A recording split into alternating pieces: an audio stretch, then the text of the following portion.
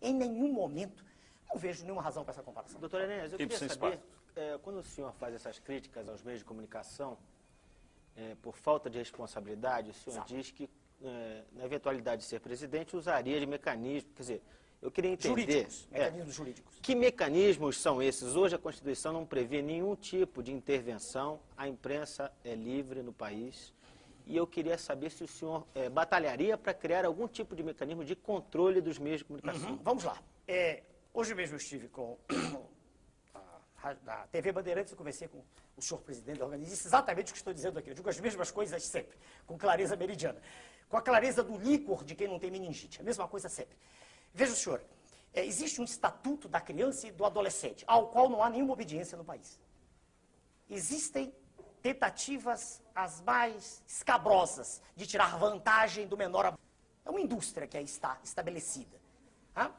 Então, é perfeitamente possível, usando a lei, tendo inteligência e vontade de ação firme, conversar com diretores dos meios de comunicação e mostrar a eles que é possível, ainda mais estando na presidência da República, com o poder que a lei confere, e tendo um Congresso que naturalmente estará afinado. E eu lhe digo, por que estará afinado? Eu digo já.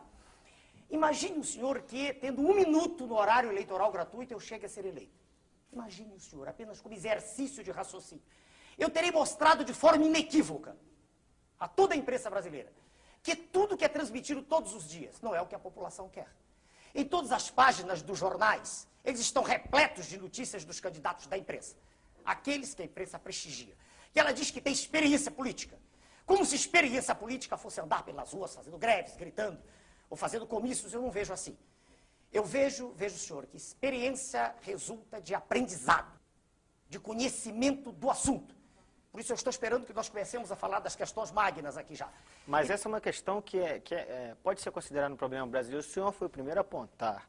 O problema da forma falta com que de os meios... respeito à criança Exatamente. que existe hoje. E esse não é um problema brasileiro?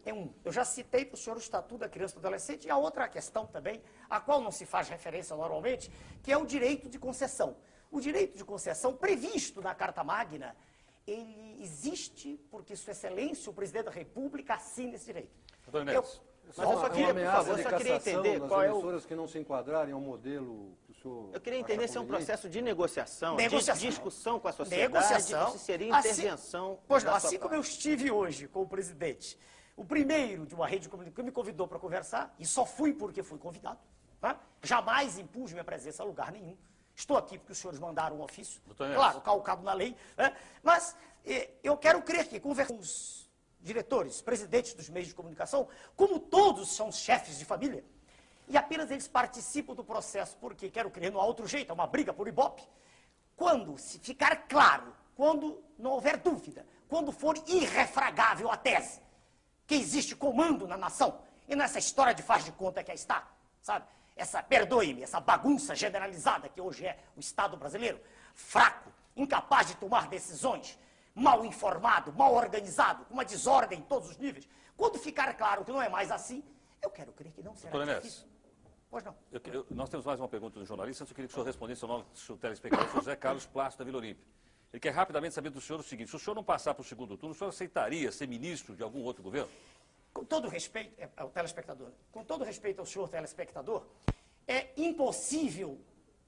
Fala aqui? Pois não. É impossível, senhor que fez a pergunta, muito obrigado, senhor, mas é impossível ser ministro de um governo inepto.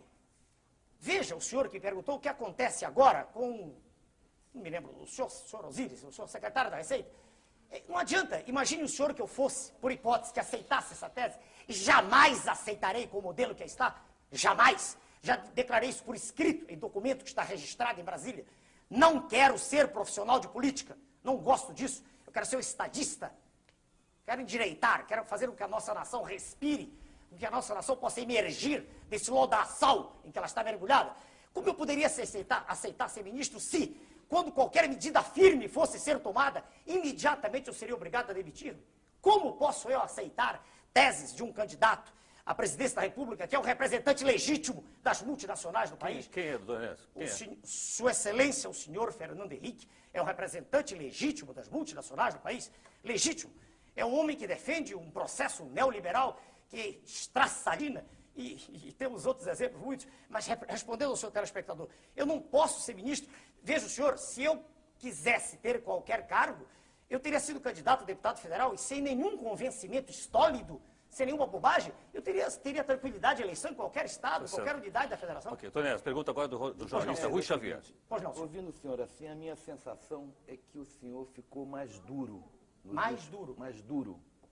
Nos últimos, desde a última eleição para cá. Quer dizer, eu lendo o noticiário aqui, várias reportagens sobre o senhor. Posso tomar também, água aqui? Pode, à vontade. Pois não.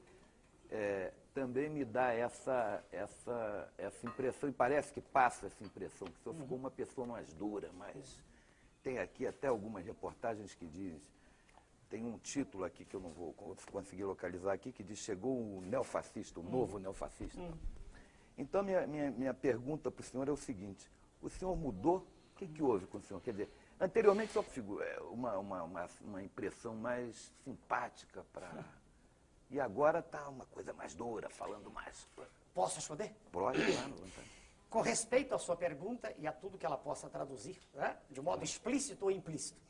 Veja o senhor, eu sempre falei durante os 15 segundos com o mesmo tom enérgico que eu falo agora. Isso é da minha personalidade. Eu não sou de minhas palavras. Eu tenho clareza no que penso e no que digo. Não tenho dissociação cérebro-língua, nem nenhuma dificuldade de articular o meu pensamento. Aprendi a falar e escrever corretamente. Naquela época, eu tinha um tempo pequeno, então grande parte das pessoas, incluídos jornalistas também, não conseguiam entender o que eu dizia. E achavam engraçada a frase final, meu nome é Enéas. Muitos achavam que eu estava brincando, querendo ser deputado mais à frente, ou um cargo. Surpreendi todos, quando não fui candidato a nada, porque eu não quero, não preciso disso. Sou médico, sou professor de cardiologia, tenho do que viver. Eu não fiquei mais duro. A conversa agora está sendo nada. É possível agora o senhor acompanhar com mais tranquilidade, e todos que me ouvem, não só agora a forma, mas o fundo, o conteúdo do que está sendo dito. Eu falei em fevereiro de 1991, não sei se o senhor assistiu ao pronunciamento, uma hora inteira em cadeia nacional, e disse coisas extremamente duras. Eu fui o primeiro presidente de partido político que teve coragem de pedir a sua excelência, o presidente Collor, que renunciasse naquela ocasião. Pela desgraça a que ele estava lançando a ação. Em que? A que ele estava lançando. O senhor votou nele no segundo turno? Não, eu não dei meu voto, por favor. Por favor, não acredito nesses senhores que estão. Então, veja bem, naquela ocasião eu falei uma hora inteira. O senhor anulou o voto? Anulei com tranquilidade, mas por que não? A Constituição me permite. Se eu não acredito em A, B, C e D, por que eu tenho que votar em algum deles? Por que eu tenho que dizer... Em branco?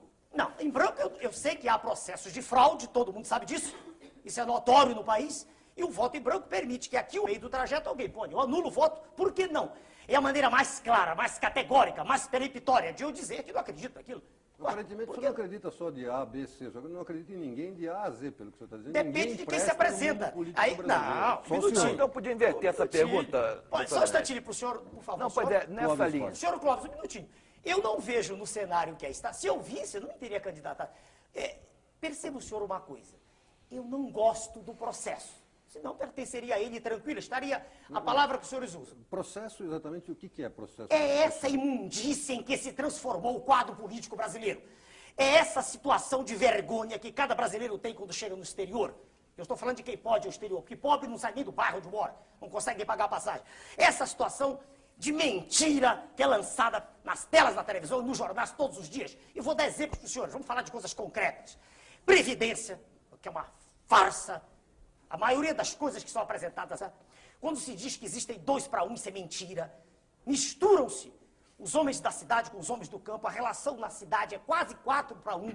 A relação no campo é meio para 1. Quando se junta isto tudo, e os senhores são jornalistas, sabem da verdade, cria-se o 2 para 1. Então há 2 indivíduos para 1, isso é mentira. O que ocorre é que arrecada-se muito pouco no campo. E como se arrecada muito pouco no campo, a cidade paga pelo campo. Então tem-se a impressão que a Previdência está falida. Ela tem, aliás, um saldo de $1 bilhão.